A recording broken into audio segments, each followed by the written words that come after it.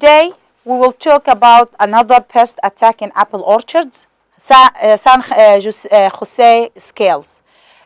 The scientific name is Quadrapistoius persicoides. San Jose scale insect belong to Homoptera and family Dispididae. It's an extremely important pest on apple, pear, peaches and plums. هاي الحشرة عبارة عن قشرية، هاي أو قشرية سان خوسيه. طبعا أول منطقة انوجدت فيها هاي منطقة في أمريكا اسمها سان خوسيه بجنوب الولايات المتحدة، وبناء عليه أخذت هذا الاسم. حشرة كتير مهمة وضارة جدا، خاصة على أشجار التفاح والإنجاص والبلمس واللي هي البرقوق والذرة. It is a sucking insect that injects toxin into the plant when it's feed, causing localized discoloration. مشكلتها الحقيقية إنه أغلب الحشرات اللي هي القشريات عبارة عن قشريات أجزاء الفم فيها ثاقب ماس، بتمتص العصارة النباتية من النبات. ولكن هاي الحشرة المشكلة الحقيقية فيها إنها بتفرز مواد سامة. هاي المادة السامة اللي مكان ما بتتغذى بتصير بتكسر البيجمنتس اللي هي الصبغات الموجودة في المنطقة التغذية، فبتكسر اللون، فبالتالي بتصير متغير بالألوان، فبالتالي بتأثر على الكواليتي مش الكوانتيتي أو اللي هي على مواصفات الجودة للثمار. The presence of reddish blemish on the fruit at harvest indicate potential damaging number of trees. وجود هدول اللي هي التبقعات أو البقع على الثمار بيأثر على وجود اللي هي نتيجة الإصابة، بيأثر على جودة اللي هي المحصول. Uncontrolled San Jose scale can kill the entire tree in couple of years. هلا تخيل إنه شجرة التفاح بيجي عليها طبعا القشريات من الحشرات اللي هي مش واحدة وتنتين، بيجوا كجروب. يعني حبة التفاح هلا رح أفرجيكم صور بيكون عليها 20-30 قشرية، وهدول 20-30 قشرية عم بفرزوا مواد سامة. هاي المواد السامة عندها القدرة انها خلال عدد من السنوات، يعني 2-3 سنين، تقتل الشجرة كلها، خاصة اذا كانت الشجرات حديثة الزراعة. ليش؟ لانه هدول المواد السامة بتنتقل للشجرة وبتأثر على نمو وانتاج الشجرة.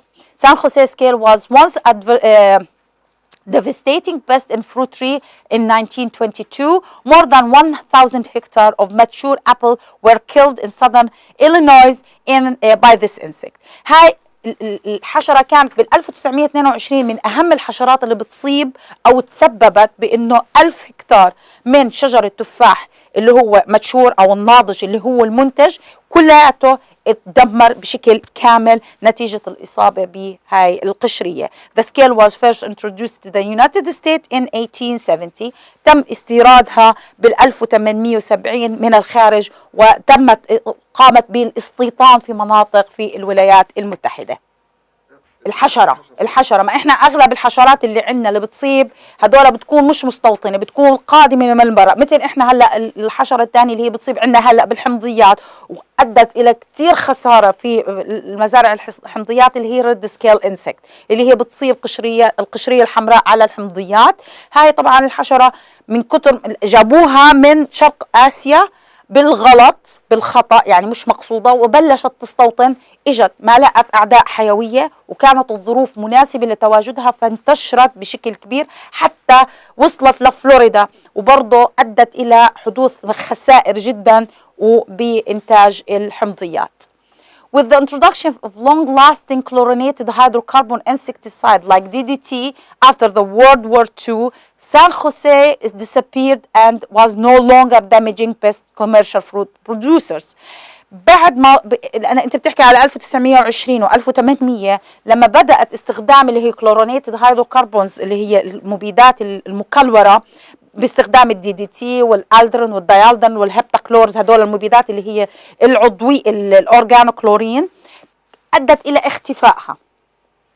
هلا ليش احنا بنحكي عنها؟ لانه in recent year more San Jose scale infested fruit samples have been reported in unsprayed fruit planting. رجعت ظهرت يعني في الفترة اللي هي كان فيها استخدام اللي هي المبيدات الأورجانوكلورين والأورجانوفوسفورس، بدأت هاي الحشرة أو اختفت الحشرة بشكل كبير. ولكن هلأ حاليا إحنا الأورجانوكلورين ممنوع، أورجانوفوسفورس أغلبهم ممنوعين، حتى الكارباميت بعض المبيدات اللي لساتها مسجل والباقي كلياته فوربيدن، انمنع من الاستخدام. بدأت تظهر مرة ثانية بالسنوات الحديثة. Infested trees show general decrease in tree vigor, growth and reproductivity.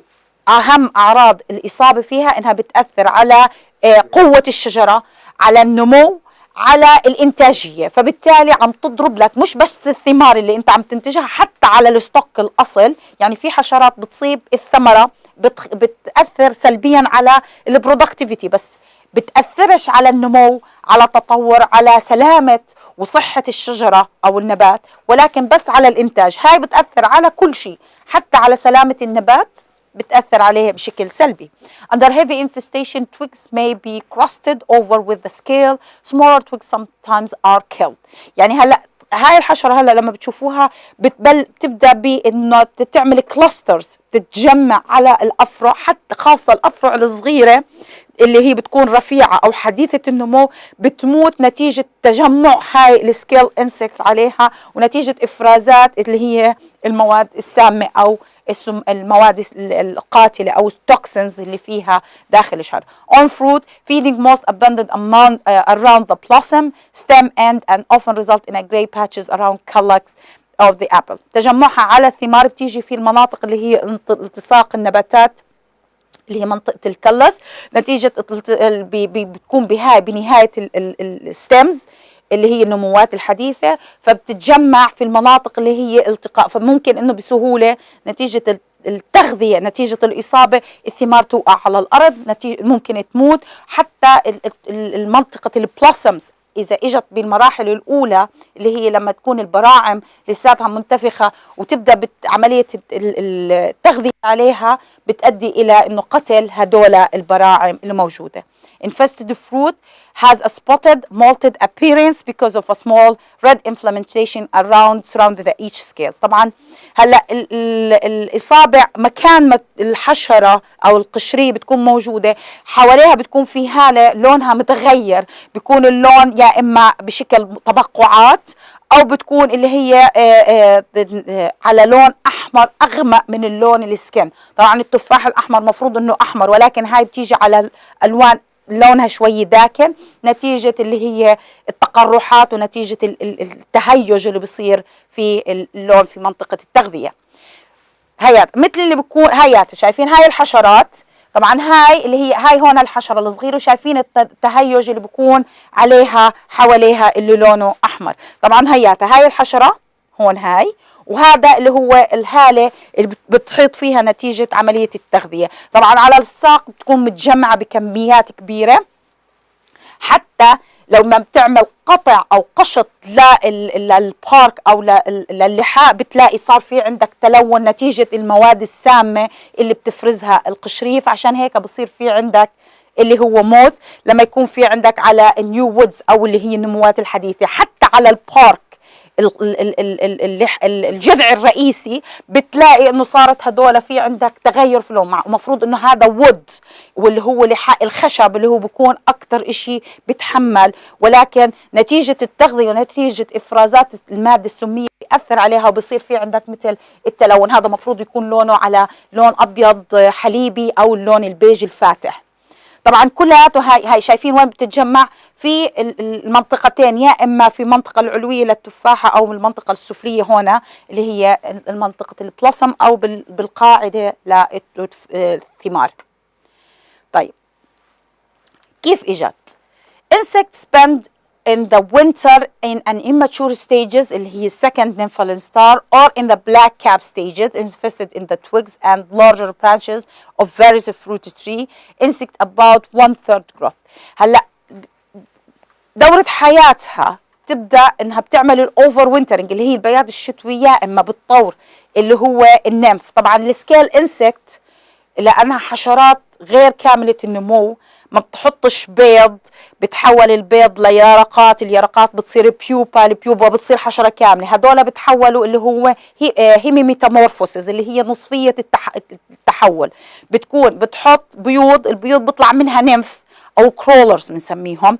هدول النمفس زيها زي الافد بتصير بيزيد حجمهم، بس وبضلوا شكلهم زي ما هم، يعني بغيروش الأطوار لحديت ما توصل للحشرة القشرية الكاملة. طبعا لما بدها تيجي تدخل في مرحلة اللي هي البيات الشتوي بتكون بالسكند نمفال ستار، بتكون مخبية بالشقوق وتحت اللحاء وتحت بقايا الثمار أو اللي هي على جذع الشجرة. When the temperatures warm up in spring, the insect resume growth, and at the time the tree is at the blossom stage, it to form a scale can be found. هلا في لما بتصير درجات الحرارة بترتفع وبصير مرحلة اللي هي السبرينجز اللي هي الدفع الرباعي للشجر، بتبدأ النمو الشجرات ايش انها تنمو وتبلش اللي هي البراعم تتكون. الحشرة بتنشط معهم وبتكمل من السكند نمفال ستارز وبتبدأ تعمل ديفلوبمنت، بتكون الشجرة واصلة مرحلة اللي هي البلوم اللي هي التبرعم، فبتبدأ تتكاثر وتبدأ تكمل بدورة حياتها.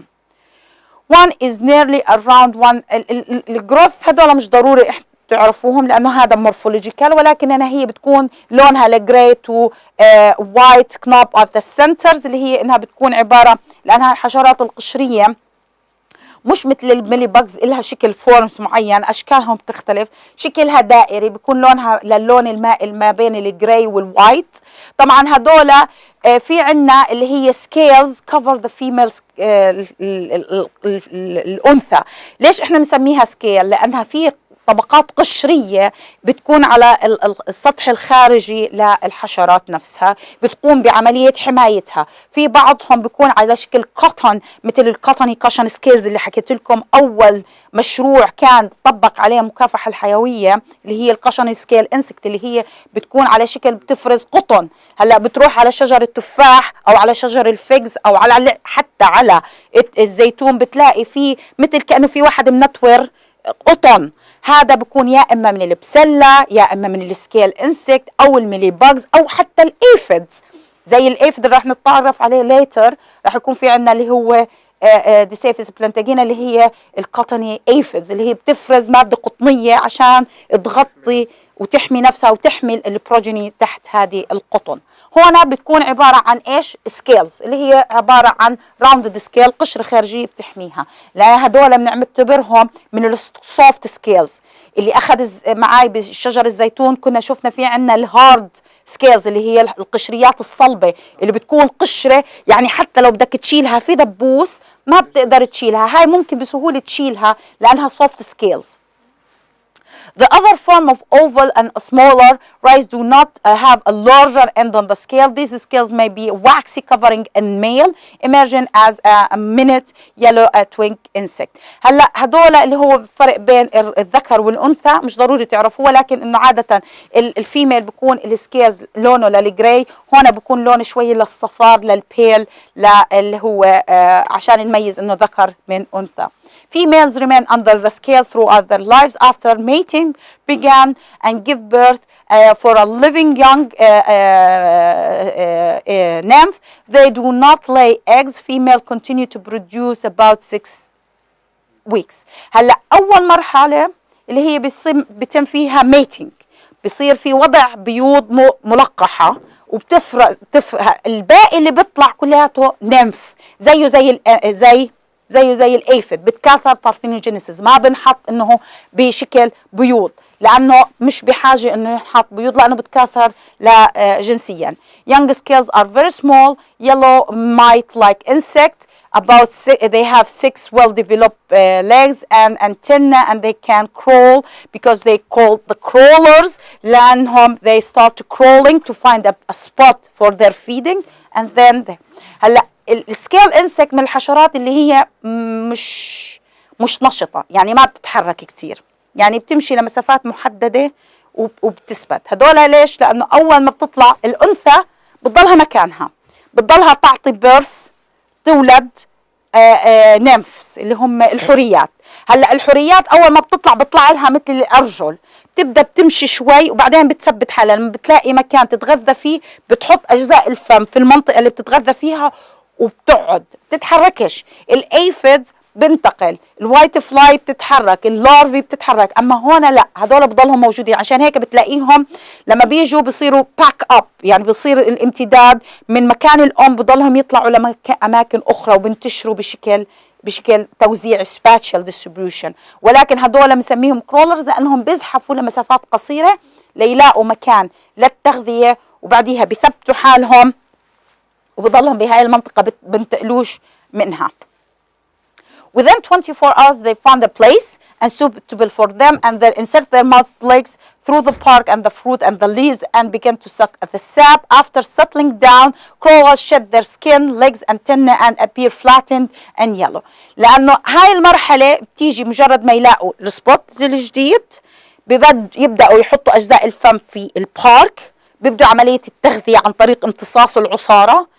مجرد ما ياخذوا كفايتهم من المواد الغذائيه بيبدوا ايش يعملوا؟ بيبدوا ينسلخوا. هلا الانسلاخ اللي بعد مرحله الفيرست كرولرز مولتينج بيفقدوا الانتنه، بيفقدوا الارجل، بيفقدوا كل الاجزاء الخارجيه اللي هم الاطراف، وبتضلهم عباره عن ايش؟ قشره من برا، وبتضلها ثابته مكانها ما بيتحركوا، عشان هيك بنسميهم سكيلز. بعديها بعد ما تكتمل نموها مش تكتمل نموها، هلا تاخذ اول تغذيه عشان توصل لمرحله المولتينج اللي هو الستيج الاول، اللي هو بدها تعمل اللي هي اللي هي انسلاخ. مجرد ما انسلخت اول مولت بتفقد، بتضيع، بتشيل انتنا، بتشيل الارجل، بتشيل كل بقايا الجسم، بتضل بس القشره الخارجيه عليها وبتضلها هي ثابته في مكانها، فببطلوا كرولرز، ببطلوا زواحف، بتصير سكيل انسكت. يعني هذا اللي بدكم تميزوه بين المرحلة الأولى والمرحلة اللي هي بتكون فيها سكيل.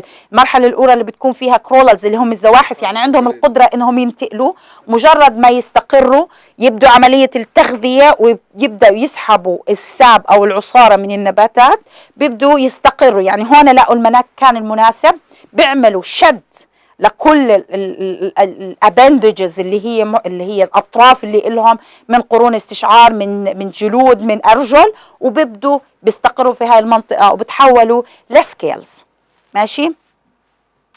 As they continue to grow, the body secrete wax that harden from the characteristic San Jose. They reach maturity within 6 weeks and they have 2 to 3 generation per year.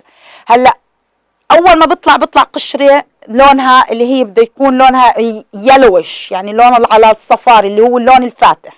هلا مع زياده التغذيه والوصول لمراحل الماتشوريتي النضج، بتبدا تتحول هاي لطبقه شمعيه واكس، بتصير الطبقه شويه اخشن بس مش كتير خشنه، مش زي الحشرات الثانيه اللي هي مثلا اللي بتيجي على الزيتون، الحشره الزيتون السوداء والقطنيه. هاي بتضلها شويه يعني واكس ولكن طريه، يعني سوفت. هلا مجرد ما صارت هاي الطبقه الواكس بتتحول اللي هي للمرحله اللي هي وصلت الماتشوريتي. هلا بتعيش من 6 ل 8 اسابيع ماشي عشان تكمل مرحله الماتشوريتي. عشان هيك إلها في الأغلب بالمناطق اللي موجود فيها التفاح اللي هي تعتبر مناطق شوية باردة لمتوسطة البرودة، بدها من 2 ل 3 جنريشن. هاي اللي هي الحشرة نفسها، ولا هذا طبعا احنا ما بنشوفه بهذا الوضع الطبيعي، لأنه احنا بس بنشوف هدول اللي هم عبارة عن الدائرة واللي هي فيها القشرية تحتيها، ولكن هدول احنا شو بنسوي فيها؟ بشوية بطريقة اناتوميكال بنحاول نشيل هاي القشرية عشان نشوف اللي هم هدول الكرولرز، وهدول اللي هي السوفت سكيل، وهذا الميل طبعا عشان ينتقل بصير في عنده اللي هو الأجنحة عشان ينتقل ويروح يعمل عملية الميتنج مع الفيميل. فهدول اللي هم هون الحشرات. طبعا هدول لما بتلاقيهم انت على الشجرة زي ما شفناهم بالصورة اللي هون، وين هالصورة شايفين؟ بيكون عبارة عن ايش؟ لون اصفر، لون سيلفر، لون ابيض، لون على الصغار، النقاط كلياتهم بمراحل مختلفة. طبعا هون لما بتشوف هون اللون الاصفر واللون السيلفر هذا معناتها الماتشور، وهدول الصغار لسه they haven't reached maturity، يعني بعد فترة لما بترجع عليهم بيبدوا بعملية اللي هي الجروث والنمو. How can we manage it؟ عرفنا دورة حياتها، عرفنا نقاط الضعف، عرفنا امتى بتكثر، كيف في المراحل، كيف بدنا اول شيء natural enemy. نقاط الضعف انا بعتبرها افضل شيء اللي هي السوفت سكيل، بقدر اكافحها فيها صح؟ بدك تشوف هلا انت ايش الطريقة اللي انت ايش اللي بدك تستخدمه، ما هو كل وحدة لها طريقة. يعني هلا انا عشان انا بعرف انها هي بتكون بتعمل اوفر وينترنج بالبارك، الديتكشن والمونيتورنج بصير لما بقى احنا التفاح بنقصقصه بنعمل له برونينج، والبلومز وكلياتهم لما بنعمل تقليم له بشيلهم وبكبهم وبحرقهم، بدور عن وين في مناطق كراك او الستيمز ضعيفه بعمل لها برونينج وبشيلها وبحرقها. فانا هون بستقطب ايش؟ بستقطب الاوفر وينترنج. ما بقدر احكي انه انا وين بيعتمد ايش الطريقه اللي بدي استخدمها. الاعداء الحيويه رح تقدر تاكل الماتشور. ما اظنش انه في حدا رح يقدر ياكل الماتشور، بدهم ياخذوا اللي هي السوفت سكيلز، او ممكن انه هاي الكيميكال كنترول اللي رح يكون عرضه للاصابه اذا ما استخدمت كونتاكت. ممكن تكون الكرولرز، بس ممكن لما بدي استخدم سيستماتيك ممكن تزبط معي كل الاطوار اللي موجوده. فبيعتمد طرق المكافحه اللي انا راح استخدمها. طبعا natural enemies في عندنا wasp parasitoids that can attack San Jose.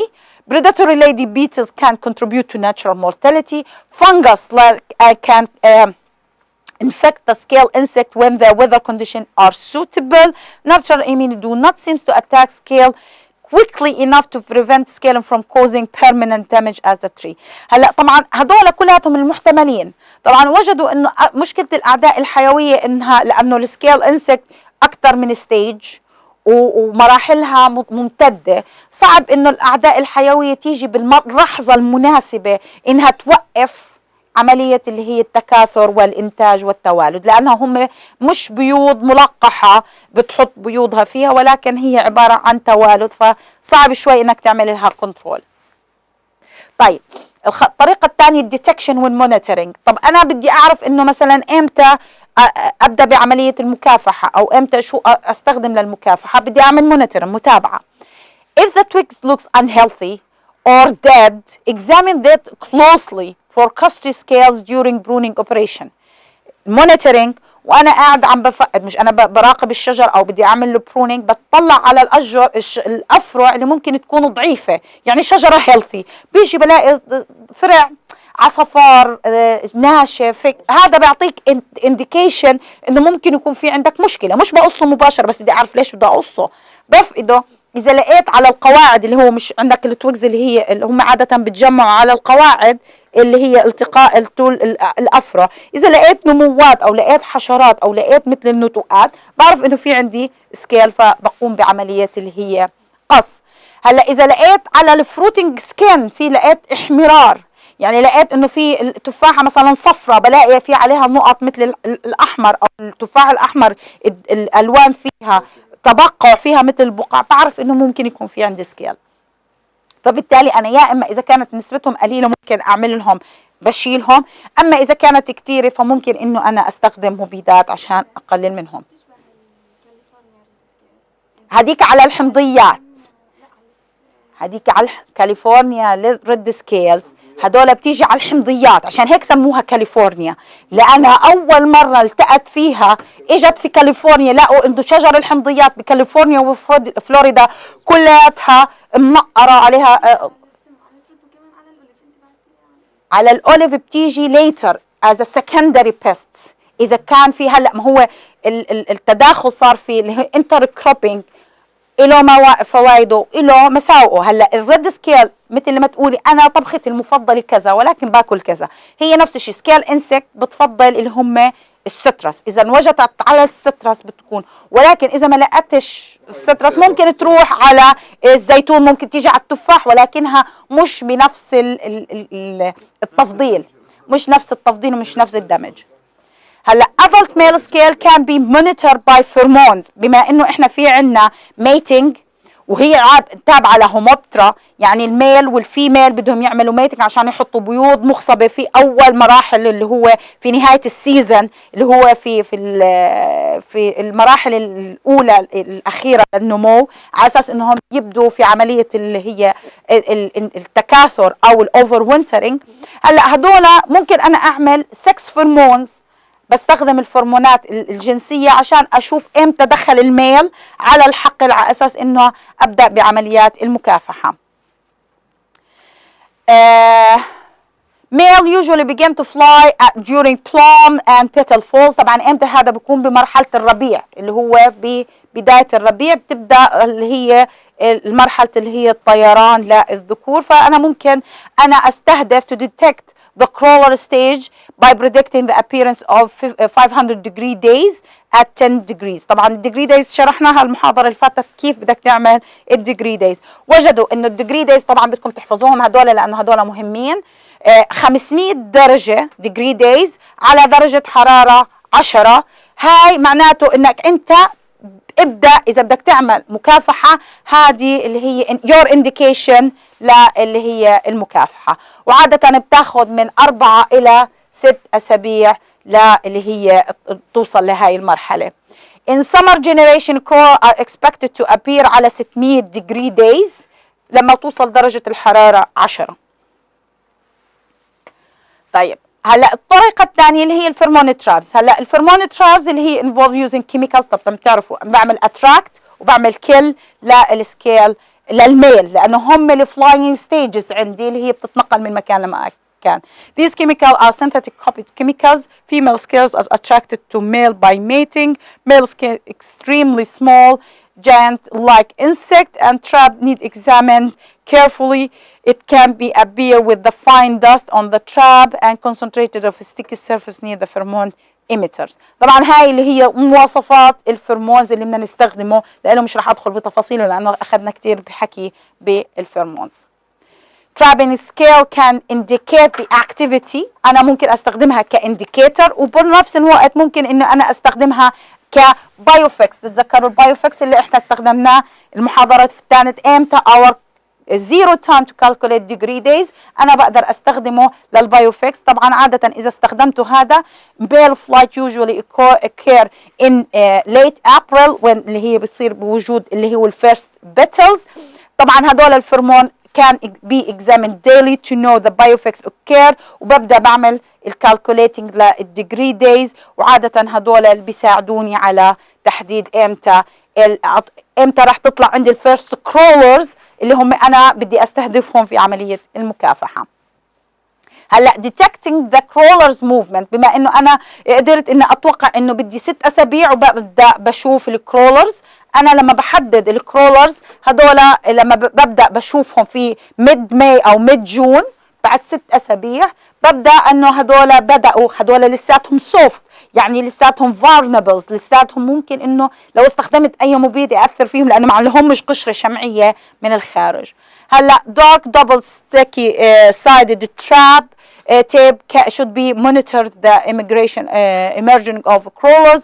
Small amount of tape is applied tightly around the scaffold after removing the surface debris and sandpaper. طبعا في تكنيك معينة، طبعا هاي يعني بتزبط للي عنده شجرتين تفاح، اما اللي عنده 200 300 400 شجرة تفاح مش رح تزبط معاه. انه بيحكي لك انه بتجيب في هدول في عنا تيبس اللي بتكون دبل، اللي هي بيكون تو سايد إلها وجهين لزق، بتحط التيب عبارة عن لزق، شريط لزق لاصق بتلفه على اللي هو التويجز. هلا التويجز الكرولز وهي ماشية راح تمشي على اللي هو الستيكي او اللي هو اللاصق وبتعلق فيه، فهي لانها بتزحف بتعلق فيه، فانت ممكن بعد فترة بعد اسبوع بعد هذا تشيله. انت ايش شلت؟ الترابس، لا استخدمت مبيدات ولا هذا لما يكون في عندك عدد من الشجر القليل. اما لما يكون عندك 1000 2000 شجرة راح يكون شوية مش سهل، راح يكون costly. طيب هلا في عندك a limb of a non-infested should be selected. Crawlers will appear with extremely small flattened yellowish. هاي طريقة اللي حكينا عنها. هلا بعد يومين بقول لك هدول بتلاقي اذا ما استخدمتش شيء. هلا بعد يومين من عمليه الكرولينج the crawlers will find a permanent resting spot where they will start to feed and begin to secrete protective waxy cover. هلا هاي مرحله الكرولرز بدها على حسب درجات الحراره طبعا، ولكن اقل شيء بدها يومين. مجرد ما شفت انت الكرولرز بتتوقع انه بعد يومين رح يبدا انها تستقر تشد الانتنا والسكيلز والماوث والليجز، وراح تستقر وتبدا تعمل اللي هو الواكس على الطبقه الخارجيه. فهاي طريقه انت لازم تعمل. شو بدك تسوي؟ you have to apply اذا بدك تعمل chemical control at the stage قبل ما بتبدا اللي هي الطبقه الشمعيه اللي هي صعب اختراقها الا باستخدام مبيدات جهازيه. Effective control San Jose scales in apple obtained with dormant oil. And late spring insecticide spray and immature crawler stage. أفضل طريقة وجدوا إنك عشان تكافحها اللي هي dormant oil. dormant oil الزيوت الشتوية الثقيلة اللي هي عادة أنت بترشها بشهر 12 اللي هي بتكون عاملة بتغطي كل الشجر وهو بمرحلة اللي هو البيات أو بمرحلة السكون أو الخمول، فبتغطيه كلياته، فكل الحشرات اللي موجودة على الترانك على البارك على السكافلز على الشجرة نفسها كلياتها بتموت نتيجة تغطيتها بهذا الزيوت الشتوية.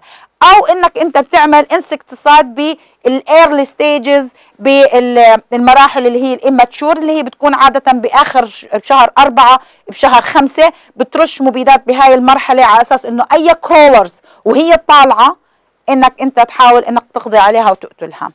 هلا spraying direct against crawlers are protected fruit from the infestation. طبعا أنت لما بدك ترش بدك تكون عمين تستهدف اللي هم الزواحف اللي بيكونوا لسه ما عندهم طبقة خارجية. Spraying should be at a time about 1 week after the first crawler is seen. The population are heavy. Second application 2 weeks after the first should be used. هلا إذا أنا بدي أستخدم هذا المبدأ إني بدي أستخدم المبيدات أول رشة برشها. هلا مش أنا شفت سواء استخدمت الفيرمونز عشان اطلع اللي هو بايوديجريز عشان البايوديجريديز او الديجريديز عشان اطلع البايوفكس اذا استخدمتها، او اذا استخدمت الستيكي تيبس عشان اشوف الكرولرز. انا لازم ارش المبيد خلال اسبوع من ظهور الكرولرز على اساس انه انا اغطي هاي المرحله. بعديها بدي الحقها بكمان رشه بعد اسبوعين عشان الحق الكرولرز اللي هم طالعين جديد على اساس انه انا الحق، لانه مجرد ما يصير عندك انفستيشن خلص you can't control it لأنه بصيروا يتكاثروا توالد، فبالتالي صعب إنك تتحكم فيها. These applications aim the crawlers with little effect on the adult scale. Because San Jose occur in all parts of the tree, spray coverage should be very critical and effective. هلا سان خوسيه ما بتيجي بس على الثمار، ما بتيجي بس على التويجز، ما بتيجي بس على الأوراق، بتيجي على كل الشجرة. فالعملية الرش بدها تكون until run off، يعني بدك تكون مغرقها للشجرة complete coverage عشان تقدر تاخذ نتيجة جيدة. Although there is a second generation later in the summer, crawlers emerge often extended period taking more insecticide control to the generation of empirical. هلا الجنريشن اللي بعديه مش قلنا لها من 2 ل 3 جنريشن على حسب درجات الحرارة، ولكن اغلب الاوضاع بتكون لها في اخر الصيف بيكون لها الجنريشن الثاني اللي هو بده يجي يقطع من الصيف لحديت ما يجي للربيع، بده يفوت اوفر وينترنج، فترته كتير طويله. عمليه الكنترول لها باستخدام المبيدات بدها مش كتير دائما ناجعه. ليش؟ لانك انت اللي هي المكافحة الجيل الثاني مش دائما بتزبط. ليش؟ لأنه فترته طويلة، بتبدأ من آخر الصيف لبداية الربيع اللي هي بيدخل فيها البيات الشتوي. فالتأثيره أو مش ضرورته أو اللي هي تأثيره مش كتير رح يكون واضح بهاي السنة، ولكن السنة اللي تتبعها. طيب هلا احنا هنا بدنا نحكي شوي بس بشكل سريع على اليوروبيان ريد مايت بانيكوكس اولمي اللي هو عبارة عن اللي هو الحلم الأحمر الأوروبي أو الإريوفي، بيتبع لأكارينا من عائلة تترانكيدي. هلا بدنا ندخل بالحشرات اللي هي نتيجة الاستخدام الخاطئ للمبيدات بدأت تظهر عندنا وبشكل damaging، بشكل يعني ما حدا قادر يعمل له مكافحة أو يسيطر عليه. European red mite and another introduced pest to the US in the past of nut, palm, stone fruit and some berries. هلا هاي الحشرة دخلت برضه introduction، تم استيرادها من الخارج إلى الولايات المتحدة، وصارت تصيب كل أنواع الأشجار اللي هي الستون فروتس اللي هي صلبة الثمار مثل البومز والستون فروت وبعض أنواع البيريز اللي هي العنبيات. These pests damage leaves and cause fruit rusting. Red European mite can have 6 to 8 generations per year. Depending on the temperature, summer generation may develop within 14 days. هاي هي مشكلة اللي هي ريد سبايدر أو ريد إريوفيد مايت أو اللي هو ريد مايت، يوروبيان ريد مايت. مشكلته الأساسية إنه مكان ما بتغذى بحول المكان إلى اللون السيلفر أو الراست اللي هو زي الصدى. عمرك شفت تفاحة تمسكها هيك بتحسها كأنها عليها ورنيش لونه نحاسي وقشرتها خشنة؟ هذا نتيجة تغذية الريد سبايدر أو اللي هو اليوروبيان ريد مايت. إله من 6 ل 8 جنريشن باليير، بالسنة إله من 6 ل 8، بيعتمد درجات الحرارة طبعا، ممكن يكون أكثر. هلا بيحتاج 14 يوم عشان يكمل دورة حياته. الجنريشن الجيل الواحد بده بس 14 يوم، خاصة في فصل الصيف لما يكون درجات الحرارة مرتفعة وجفاف. كل ما زاد الجفاف كل ما زادت مشكلة الحلم عنا. دورة حياته الريد over winter as eggs hatches to spring in the tree's blossom. Eggs over winter in the bark based on the bud disperse in small branches and in the wound. The global red will slender stalk stepped arise from the top of the center and may groove extended onto the top. طبعا مرحلة اللي هي الاوفر وينترنج او البيات الشتوي بتكون على شكل بيوض. هدول البيوض بتكون محطوطة على التويجز، على البارس، على الكراكس، على بقايا التفاح اللي بيكون مسطوط على الارض. وين ما في بيكون حاطط بيوض. طبعا البيوض عبارة عن ايش؟ عشان هيك سموها ريد، لأن بيوضها بتكون حمراء صغيرة. ولما بيطلع الحلم اللي هو العنكبوت هذا بيكون لونه أحمر وعليه نقاط سوداء على الظهر. هلا هدول بيجوا بيكونوا موجودين على الشجرة ومتبقياتها والتويجز والبارس والبقايا الشجر. لما بيجي المرحلة اللي هي الربيع بتبدأ البيوت تفقس وبيطلع منها اللي هي السمول mite. During the growing season, eggs lay in leaves 3 instars before the adult stage. هلا مجرد ما تفقس البيضة بيطلع منها النمس. هدول النمس لهم 3 أطوار، يعني الطور الأول بنسلخوا، الطور الثاني بنسلخوا، الطور الثالث بنسلخوا قبل ما يتحولوا للحشرة الكاملة. اللي الحشرة الكاملة بعديها بتبدأ تتحول وبتبدأ يصير لونها أغمق مع زيادة التغذية، بتبدأ تضع البيوض وبتكمل جنريشن اللي بعديه. هلا طبعا هدول the immature mite عادة لونهم شوية أفتح من اللون الأم اللي بيكون اللي هو الريد اللي هو اللايت ريد، والأم بتكون دارك ريد. هلا adults عادة لونها more darker، في عندهم 6 to 8 spots موجودة على الظهر. هلا بنشوف الصورة. عادة الميل are more cylindrical in color than lighter in color than the female and they have pointed abdomen. طبعا هاي البيوض، شايفين البيوض عبارة عن دائرة زي الطابة زي الكرة بشكل، حتى لما تطلع عليها under the الميكروسكوب الكتريكال مايكروسكوب بتلاقيها مضلعة هيك مثل عليها خطوط بارزة زي المضلعات. طبعا هدول هم البيض. طبعا هدول اللي انت بتشوفهم هدول عبارة عن ايش؟ اللي هم eggs بتكون محطوطة على البارك. لما بتقربها بتلاقيهم هيك على نقاط حمراء. طبعا هذا بتلاقيها حتى اكثر شيء بتلاقيه بالتفاح. وين المنطقة التنتين الكلس والقاعدة والهيد بتلاقيهم مجمعين تحت نقاط حمر لونهم زي حبات اللولي. هاي الحشرة الكاملة شايفين عليها هون في عندك نقاط على الصدر من البطن من الخلف. طبعا هاي اللي هي النمف اللي بتكون لونها يعني بني على أحمر. هون بتكون لونها أحمر داكن مع وجود بعض النقاط على الظهر. طيب شو الدمج؟ هلا all active stages للred European mite injure foliage and feed within piercing mouth part removing the contents and including the chlorophyll. مشكلة الريد سبايد اليوروبيان المايت انه مش بيمتص بس العصارة، بيمتص العصارة وبياخد كل المواد الموجودة وبصير حتى مادة الكلوروفيل بيسحبها، فبصير في عندك discoloration، عشان هيك بصير rust. بالإضافة هلا غير هذا بيعملوا فيروس ديزيز ترانسميشن، بينقلوا أمراض فيروسية اللي هي هلا رح نحكي عنها ليتر. هلا وجود هدول لأنه هدول بيكونوا محطوطين بأعداد. يعني شفتوا الصورة هاي هون، هاي يعني تقريبا بتكون حاطط لك 20-30 بيضة كل فيميل بتحط لك 20 30 بيضه، هدول كلياتهم بيكونوا على جزء واحد من البارك. هذا كله بده يفقس، بده يطلع منه اعداد كبيره. يعني هون شوفوا، هون يمكن في 10 وهون في 5، هدول كلياتهم حاططهم 1 فيميل. هدول لما بدهم يطلعوا خلال 14 يوم بدهم يحطوا لك كمان 20 25 بيضه.